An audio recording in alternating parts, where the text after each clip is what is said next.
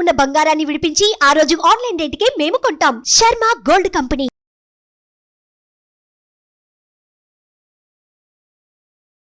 నమస్తే, welcome to Suman TV. నేను మీ యామిని. ప్రస్తుతం మనతో ఉన్నారు ప్రముఖ ఆధ్యాత్మికవేత్త, ప్రముఖ జ్యోతిష వాస్తు పండితులు సుభాష్ శర్మ గారు ఉన్నారు. గురుగారితో మనం మాట్లాడదాం. నమస్కారం గురుగారు. గురుగారు, ఈ పౌర్ణమికి మనకి చంద్రగ్రహణం ఉందని అంటున్నారు. అసలు నిజంగా ఈ చంద్రగ్రహణం అనేది మనకి వర్తిస్తుందా అండి? ఒకవేళ వర్తించదా? అలానే మనకు ఒకవేళ ఉంటే ఎలాంటి నియమాలు పాటించాలండి? తప్పకుండా తెలియజేస్తానమ్మా. ముందుగా ప్రేక్షకులందరికీ శ్రీమాత్రే నమః, శ్రీ గురుభ్యో నమః. నమో దేవ్యై మహాదేవ్యై శివాయై సతతం నమః. నమ ప్రకృత్యై భద్రాయై నిహతాం ప్రణతాస్మిత. మన యొక్క సనాతన ధర్మంలో గ్రహణానికి ఋషులు మునులు ఒక ప్రత్యేకమైనటువంటి స్థానాన్ని కేటాయించారు. ఎప్పుడైతే సూర్యుడికి చంద్రుడికి మధ్యన భూమి అడ్డుగా వస్తుందో దానిని గ్రహణంగా ఏర్పాటు చేయడం జరిగింది. అయితే ఈ గ్రహణ సమయంలో సనాతన ధర్మంలో కొన్ని పాటించవలసినటువంటి నియమాలను ప్రత్యేకంగా చెప్పడం జరిగింది. అయితే నిజానికి భారతదేశంలో గ్రహణం అనేటటువంటిది మనకు కనిపించదు. కనిపించనటువంటి గ్రహణానికి నియమాలు పాటించవలసిన అవసరం కూడా మనకు లేదు. కాకపోతే ఈ సోషల్ మీడియా వచ్చినటువంటి కారణం చేత ఇది ప్రపంచవ్యాప్తంగా చూస్తారు కాబట్టి అక్కడ ఉన్నటువంటి ప్రజలు కూడా ఈ సోషల్ మీడియా ద్వారా వేరే దేశం ఉన్నటువంటి వాళ్ళు కూడా చూస్తారు కాబట్టి ఈ గ్రహణం గురించి చెప్పడం మాత్రం జరుగుతుంది. అయితే విషయంలోకి వెళితే గనక ఈ గ్రహణం అనేటటువంటిది మన భారతదేశంలో ఇప్పటికైతే మనకు ఎలాంటి గ్రహణాలు అయితే లేవు ప్రస్తుతానికి. ఉగాది తర్వాత కొత్త పంచాంగాన్ని అనుసరించి ఆ ఉగాది పంచాంగ శ్రవణంలో ఎన్ని గ్రహణాలు ఉన్నాయి ఈ సంవత్సరం అనేటటువంటిది ఏర్పడుతుంది తప్ప ప్రస్తుతానికైతే మనకు ఉగాది వరకైతే ఎలాంటి గ్రహణాలు అయితే చెప్పలేదు. కనుక మనకు కనిపించినటువంటి గ్రహణం గురించి పాటించవలసినటువంటి అవసరం అయితే మనకు లేదు. దానిని గురించి మనము అతిగా ఆలోచన చేసుకుని అయ్యో గర్భిణీ స్త్రీలు ఉన్నారండి, అయ్యో గ్రహణం పడుతుందని యూట్యూబ్లో చెప్పారండి, ఇలా చాలామంది భయపడిపోయి ఆందోళన పడిపోతూ ఉంటారు. నిజానికి మన భారతదేశంలో మనకు ఇప్పటికి ప్రస్తుతానికి ఎలాంటి గ్రహణం లేదు. కాకపోతే మన సనాతన ధర్మంలో భారతీయులు నలుమూలల విస్తరించి ఉన్నారు. ప్రతి ఒక్క దేశంలో మన భారతీయులు అనేటటువంటి వాళ్ళు ఉన్నారు. కాబట్టి అలాంటి వారు ఆ దేశంలో ఉన్నటువంటి వారికి మాత్రం వర్తిస్తుంది. అది వర్తించినప్పుడు మనం ఏం చేయాలి? నియమాలు అనేటటువంటివి పాటించాలి. ముఖ్యంగా గ్రహణ నియమాలంటే ఏముంటాయి? గర్భిణీ స్త్రీలు వాళ్ళు ఉంటారు. గర్భిణీ స్త్రీలు ముఖ్యంగా దాని గురించి పాటించవలసినటువంటి నియమాలను పెట్టారు. అలాగే భోజనం చేసేటటువంటి పద్ధతులను విధానాలను మన పెద్దలు చెప్పినారు. అలాగే ఈ యొక్క స్నానం, పట్టు స్నానము, విడుపు స్నానం గురించి చెప్పారు. అంటే మనం గ్రహణం రోజు పాటించవలసినటువంటి నియమాలు ప్రధానంగా 3 నియమాలను చెప్పారు. ఈ గ్రహణం పట్టేటటువంటి సమయంలో చేసేటటువంటి దేవతా ఆరాధన విశేషమైనటువంటి పుణ్యఫలాదులను కలిగించేటటువంటిది అని అర్థము.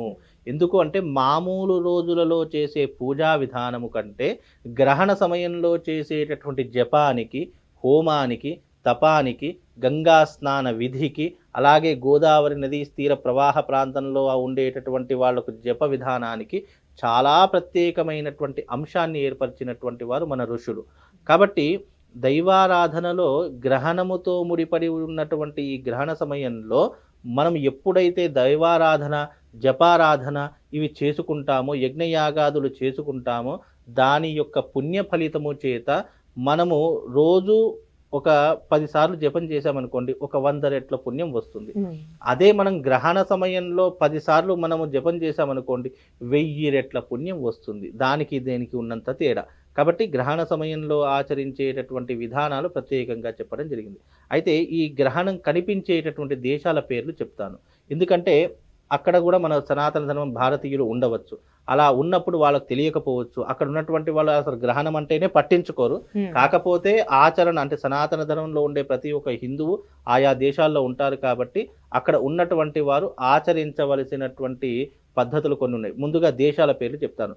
మొట్టమొదటిగా యూరప్ దేశము, అలాగే ఉత్తర ఆసియా, తూర్పు ఆసియా, అట్లాంటిక్ మహాసముద్ర పరిసర ప్రాంతాల వారు, పసిఫిక్ మహాసముద్ర పరిసర ప్రాంతాల వాళ్ళు, అలాగే మొదలగు ఈ ప్రాంతాల వాళ్ళు మాత్రం తప్పకుండా, అమెరికా వాళ్ళు తప్పకుండా ఈ యొక్క గ్రహణ నియమాలు పాటించాలి.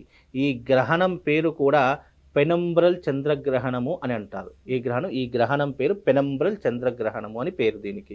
అయితే ఆ రోజున నిజానికి మనకు ఈ యొక్క గ్రహణ సమయం కూడా ఉదయము 10:41 నుండి మొదలయ్యి మనకు మధ్యాహ్నం 3:01 ముగిసిపోతుంది. అంటే మనకు పగలు చంద్రుడు కనిపించడు. ఈ పగలు మనకు ఎక్కడైతే పగలు ఉంటుందో వేరే దేశాల్లో అది రాత్రి సమయము. ఆ రాత్రి సమయంలో అంటే అక్కడ చంద్రుడు నిండుగా కనిపిస్తాడు. ఆయా దేశాలలో చంద్రుడు ఉంటాడు కాబట్టి, ఉదయిస్తాడు కాబట్టి, ఎక్కడైతే చంద్రుడు ఉదయించేటటువంటి ఈ దేశాలు ఉన్నాయో అక్కడ ఆ గ్రహణ నియమాలు అనేటటువంటివి పాటించాలి. కనుక ముఖ్యంగా గర్భిణీ స్త్రీలు ఆ సమయంలో ఇంట్లో నుంచి బయటకు రాకూడదు. అలాగే ఈ యొక్క భోజనాది ప్రత్యాబ్ది కార్యక్రమాలు కూడా ఉదయకాలం ఇది ప్రారంభమవుతుంది కాబట్టి ఉదయం 6 గంటల లోపు మనం టిఫిన్ లాంటివి 7 గంటల వరకు టిఫిన్లు లాంటివి ఏదైనా చేసుకొని ఆ తర్వాత మధ్యాహ్నం 3 గంటల వరకు ఎలాంటి భోజనాది కార్యక్రమాలు చేసుకోకూడదు. కాకపోతే దీంట్లో ఎగ్జంప్షన్ ఎవరికి ఉంది అంటే ముసలి వాళ్లకు, ప్రెగ్నెన్సీ ఉన్నటువంటి లేడీస్కు కొంచెం ఎగ్జంప్షన్ ఇవ్వవచ్చు. మామూలుగా ఆరోగ్యంగా ఉన్నటువంటి వాళ్ళు మాత్రము తప్పకుండా భోజనాది నియమాలు పాటించాలి. ఆ సమయంలో ఏమీ కూడా తినకూడదు, ఏమీ కూడా తాగకూడదు. అలాగే ఆ సమయంలో పట్టు స్నానము, విడుపు స్నానం అని 2 రకాల స్నానాలు ఉంటాయి. గ్రహణం పట్టేటటువంటి సమయంలో చేసేటటువంటి ఒక స్నానము, గ్రహణం విడిచిన తర్వాత చేసేటటువంటి విడుపు స్నానం, ఈ 2 స్నానాలు ఆచరించాడు. ఉదయకాలము 10:41 స్నానం ఆచరించాలి. ఆ సమయంలో ఎందుకు ఆచరించాలి? అది గ్రహణం పట్టేటటువంటి సమయం కాబట్టి దాన్ని పట్టు స్నానము అంటారు. విడుపు స్నానము అంటే ఏంటి? గ్రహణం విడిచిన తర్వాత మనం చేసేటటువంటి స్నానం. 3:02 స్నానాది క్రతువులు ఆచరణ చేసుకోవచ్చు. ఈ రకముగా ఆచరణ చేసుకుంటే గనక బాగుంటుంది. అలాగే ఆయా దేశాలలో ఉన్నటువంటి వాళ్ళకి దర్భలు ఏంటో దొరకవు. అలాగే అక్కడ ఉన్నటువంటి వాళ్ళు నియమాలు ఎలా పాటించాలో తెలియదు. కాకపోతే ఆ సమయంలో బయటకు వెళ్లకుండా ఇంట్లోనే ఉంటే, లేదు వాళ్ళు ఎక్కడ ఉంటే అక్కడే పని చేసుకోవడం చాలా ఉత్తమమైనటువంటి మార్గం. ఎందుకంటే మనకి ఇక్కడ పగలు సమయం, అక్కడ వాళ్ళకు రాత్రి సమయం. కనుక అక్కడ రాత్రి ఎక్కడైతే చంద్రుడు ఆ సమయంలో కనిపిస్తాడో ఆ రోజున పర్టికులర్గా 25వ తారీఖు రోజున ఎక్కడైతే చంద్రుడు కనిపిస్తాడో ఆ దేశాల వాళ్ళు తప్పకుండా గ్రహణ నియమాలు పాటించాలి. అలానే గురుగారు, ఇప్పుడు ఈ గ్రహణం తర్వాతకి ఏ రాశుల వారికి రాజయోగం లాంటిది పట్టచ్చు అంటారు? ఈ యొక్క గ్రహణం రోజు ఇది హస్తా నక్షత్రంలో వస్తుంది కాబట్టి, సోమవారం గ్రహణం వస్తుంది కాబట్టి, సాక్షాత్తు సోమవారం శివుడి యొక్క వారము. శివుడి తల మీద ఉండేటటువంటిది కూడా చంద్రుడే కాబట్టి ఈ సోమవారం హస్తా నక్షత్రయుక్తంగా వస్తుంది కాబట్టి తులారాశి వారికి హస్తా నక్షత్రంతో ఉన్నటువంటి వారు తుల, కన్య, మిథున ఈ 3 రాసుల వారికి రాజయోగం సిద్ధించే అవకాశం ఉంటుంది. అలాగే కొన్ని రాసుల అయితే నిజానికి గ్రహణం పట్టేటటువంటి సమయంలో 27 నక్షత్రాల వాళ్ళు, 12 రాసుల వారు తప్పకుండా జపాది క్రతువులు చేసుకోవాలి, యజ్ఞ యాగాదులు చేసుకోవాలి అని ధర్మశాస్త్రం చెప్పింది. పర్టికులర్గా మనకు హస్తా నక్షత్రంలో ఈ యొక్క గ్రహణం పడుతుంది కాబట్టి మనము హస్తా నక్షత్రం, కన్యారాశి, తులారాశి, వృశ్చిక రాశి ఈ 3 రాసుల వారు తప్పకుండా ఈ గ్రహణాన్ని చూడకూడదు. వాళ్ళు తప్పకుండా యజ్ఞయాగాదులు చేసుకోవాలి. అరిష్ట నివారణ తంత్రము అనేటటువంటిది ఒకటి ఉంటుంది. ఆ అరిష్ట నివారణ తంత్ర యాగాన్ని గనక ఆ రోజున ప్రత్యేకంగా గ్రహణ సమయంలో చేసుకుంటే వాళ్లకు మహర్జాతకం అనేటటువంటిది వాళ్ళ జీవితంలో ఉపయోగపడుతుంది. కనుక అంటే తప్పకుండా రాసుల వారే అని కాదు, 12 రాసులలో 12 రాసుల వారు చేసుకున్న మహర్జాతకం అనేటటువంటి సిద్ధిస్తుంది. బికాజ్ ఎందుకు? గ్రహణ సమయంలో చేసేటటువంటి యజ్ఞ ఫలితం ఏదైతే ఉందో అది మనిషి జీవితంలో 100 రకాల పుణ్యాలను సంపాదించి పెడుతుంది, 1000 రకాల అరిష్టాలను దూరం చేస్తుంది. ఇప్పుడు ప్రతి ఒక్క జీవితంలో, ప్రతి ఒక్క మనిషి జీవితంలో, ప్రతి ఒక్క రాశి ఉన్నటువంటి వాళ్ళు, ప్రతి ఒక్క నక్షత్రం ఉన్నటువంటి వాళ్ళు సుఖ దుఃఖాలు, అలాగే కష్ట నష్టాలు, అలాగే అప్ అండ్ డౌన్స్ అనేటువంటి ప్రతి ఒక్క మనిషి జీవితంలో ఉంటాయి. అవి ఉండనటువంటి జీవితం ఎవరిది కూడా లేదు.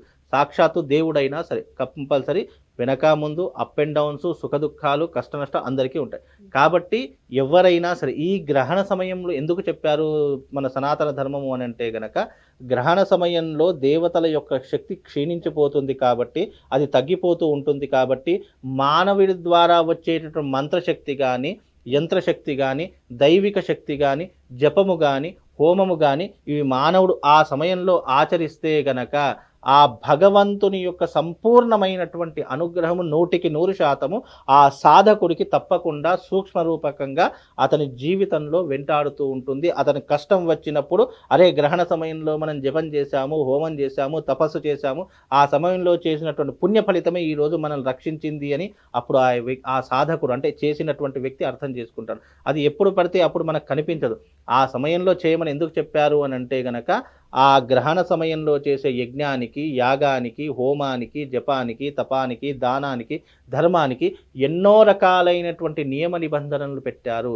అలా చేసుకోవడం ద్వారా మనిషి తనకు తాను ఉద్ధరింపజేసుకోవడానికి ఈ జపాలు, హోమాలు, తంత్రాలు ఇవి ఎవరినో ఉద్ధరించడానికి కాను, మన జీవితాన్ని మనం ఉద్ధరింపజేసుకోవడానికే తప్ప పక్కవాడి కోసమో లేదా మనకు ఏదో జరిగిపోతుంది, మనం ఏదో హై పొజిషన్ అలా కాదు.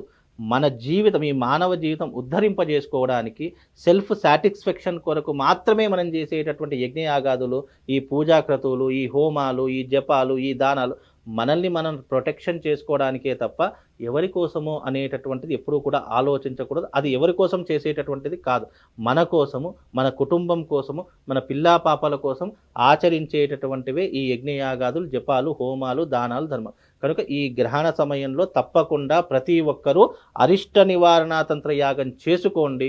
తప్పకుండా వాళ్ళ జీవితంలో మార్పు రాకపోతే నన్ను అడగండి, ఎందుకంటే అంత మహత్తరమైనటువంటిది. ఇప్పుడు చంద్రగ్రహణం రోజు ఎవరు చేసుకోవాలంటే లవ్ ప్రాబ్లం ఉన్నటువంటి వాళ్ళు, అంటే ప్రేమకు సంబంధించిన ప్రాబ్లం ఉన్నటువంటి వారు, మనస్సు మీద అధికంగా ప్రభావితం అంటే మైండ్ ఆబ్సెంట్ అది అంటారు కదా,